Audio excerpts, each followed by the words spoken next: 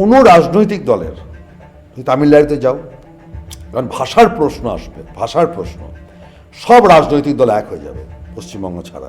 মনে থাকতে পারে কিছুদিন আগে স্বরাষ্ট্রমন্ত্রী অমিত শাহ বলেছিলেন হিন্দি ভারতের রাষ্ট্রভাষা হবে। প্রথম প্রতিবাদ করেছিলেন যে রাজ্যের মুখ্যমন্ত্রী, তিনি কিন্তু বিজেপির মুখ্যমন্ত্রী দক্ষিণ ভারতের, বলেছেন আমরা মানব না। কিন্তু পশ্চিমবঙ্গের কোনো রাজনৈতিক দলের এজেন্ডায় বাংলা ভাষা নেই।